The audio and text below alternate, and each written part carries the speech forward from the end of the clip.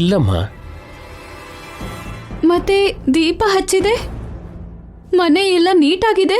ದಿನ ಬೆಳಿಗ್ಗೆನೆ ಮನೆಯಲ್ಲೆಲ್ಲ ಕ್ಲೀನ್ ಮಾಡಿ ದೇವ್ರ ಫೋಟೋ ಮುಂದೆ ದೀಪ ಹಚ್ತೇನಮ್ಮ. ಹೌದಾ? ಯಾರಿಗೋ ರೆಂಟಿಗೆ ಕೊಟ್ಟಿದ್ದೀರಾ ಅಂತ ಅನ್ಕೊಂಡೆ. ಮನೆ ಆಗಿದ್ರೆ ಬಾಡಿಗೆ ಕೊಡ್ತಿದ್ನಮ್ಮ. ದೇವಸ್ಥಾನನ ಹೇಗ್ ಬಾಡಿಗೆ ಕೊಡ್ಲಿ?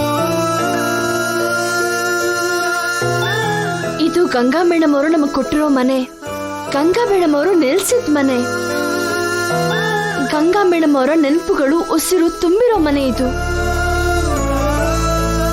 ಅದಕ್ಕೆ ನಮ್ಮ ಆ ದೇವತೆ ಮನೆನ ದೇವರ ಮನೆಯಾಗಿ ಇಟ್ಕೊಂಡು ದಿನ ಇಲ್ಲಿ ಪೂಜೆ ಮಾಡ್ತೀವಿ.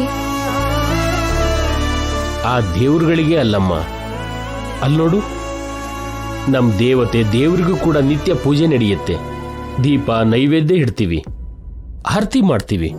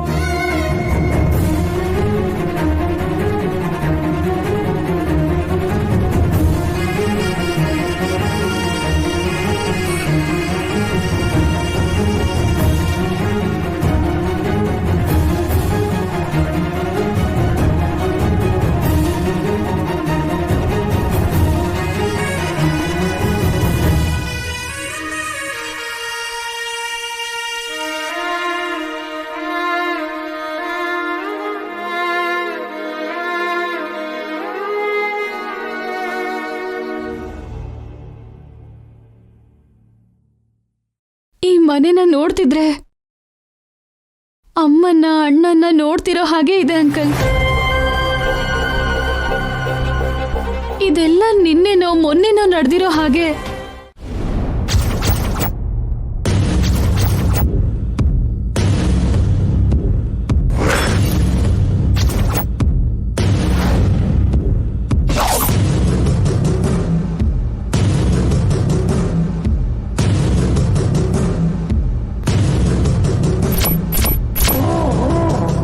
ಏನ್ ಮೇಡಮ್ ನೀವು ಹೇಳ್ತಿರೋದು?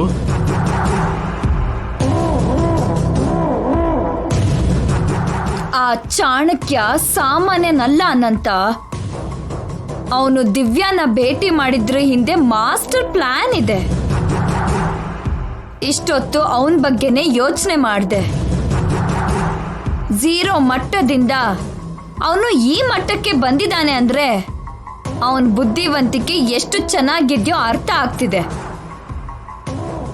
ಆ ವ್ಯೂಹಕ್ಕೆ ದಿವ್ಯ ಬಲಿ ಆಗೋದು ಖಾಯಂ. ಅಂದ್ರೆ ಏನ್ ಮೇಡಮ್, ಆ ಚಾಣಕ್ಯ ದಿವ್ಯಾಗ್ ಏನ್ ಮಾಡ್ತಾನೆ ಅಂತ ನೀವ್ ಅನ್ಕೋತಾ ಇದ್ದೀರಾ? ಅವನ್ ಮೈಂಡ್ ಅಲ್ಲಿ ಏನೋ ಥಾಟ್ ಇದೆ. ಸದ್ಯಕ್ಕೆ ನನಗೂ ಗೊತ್ತಿಲ್ಲ, ಆದ್ರೆ ನನ್ ಮೈಂಡ್ ಅಲ್ಲಿ ಒಂದು ಥಾಟ್ ಬಂತು. ಏನ್ ಮೇಡಮ್ ಆ ಪ್ಲಾನು? ನಿನ್ನೆ ದಿವ್ಯಾ ಅನಾವಶ್ಯಕವಾಗಿ ಬದುಕ್ಬಿಟ್ಲಲ್ಲ ಅನ್ಕೊಂಡೆ. ಅವಳು ನರಕ ಯಾತನೆ ಅನುಭವಿಸೋದಕ್ಕೆ ಇನ್ನೂ ಬದುಕಿದ್ದಾಳೆ ಅಂತ ನನಗೆ ಇವಾಗ ಅರ್ಥ ಆಗ್ತಿದೆ.